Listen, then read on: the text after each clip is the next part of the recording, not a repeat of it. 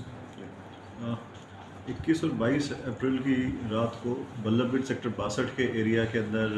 हथियारबंद बदमाश के द्वारा घर के अंदर घुस करके एक युवक को चोट मार करके अगवा किया गया था और साथ में उसकी जो गाड़ी थी महिंद्रा XUV 400 वो गाड़ी भी उसके साथ ही ले गया था।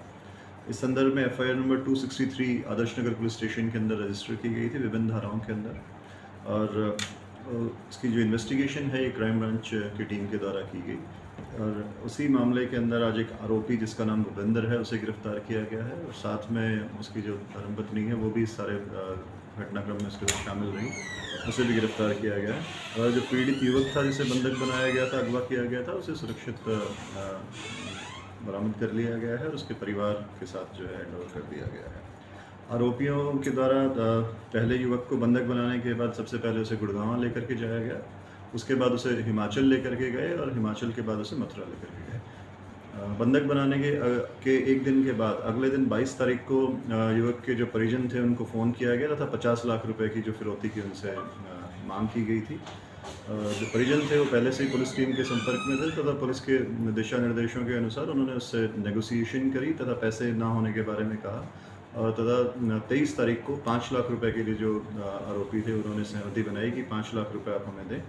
और उसमें उसी कड़ी में 1 लाख रुपए जो थे वो उनके अकाउंट में जो पीड़ित युवक था जो उनके साथ था उसी के अकाउंट में ट्रांसफ़र किए गए, जिसमें से आरोपियों के द्वारा वो पैसे निकाले गए। उनमें से कुछ पैसे बचे हुए पैसों के लिए परिवारजनों के द्वारा कहा गया कि उनके पास अकाउंट में इतने पैसे नहीं हैं, कैश कलेक्ट करें। उसी घड़ी के अंदर कल 23 तारीख को दिन में 2-3 बार आरोपियों के द्वारा परिवार पक्ष को अलग अलग जगह बताई गई फरीदाबाद के अंदर है कि हम यहाँ से पैसे कलेक्ट करेंगे,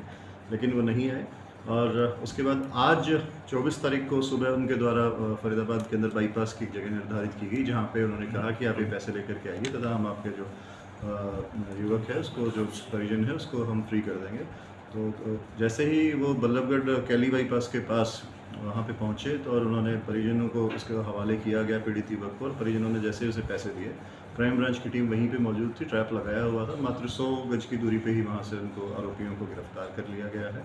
आरोपी के कब्जे से एक देसी कट्टा तथा एक देसी पिस्टल जो है वो बरामद की गई है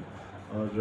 इस घटना के अंदर उसके साथ एक अन्य युवक जिसका नाम रविंद्र है जो फरीदाबाद जो गुड़गांव में कैब चलाने का काम करता है वो भी शामिल रहा था इस वारदात को अंजाम देने में शुरुआत में भी उसके साथ था, लेकिन आज वो इनके साथ नहीं था। उसकी गिरफ्तारी भी बाकी है, उसे भी गिरफ्तार किया जाएगा। प्रोफेशनल थे सर ये आरोपी? जो आरोपी है उसके खिलाफ अभी तक की जांच के अंदर कोई क्रिमिनल केस सामने नहीं आया है, वो पैसों की ज़रूरत में था और इन्हीं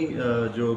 पीड़ित पक्ष है उसके घर में ही किराएदार के रूप में 5 महीने पहले रहा हुआ है और घर की परिस्थितियों से और अच्छे तरीके से वाकिफ़ था, इसलिए उन्होंने इसे सॉफ्ट टारगेट समझ करके टारगेट किया।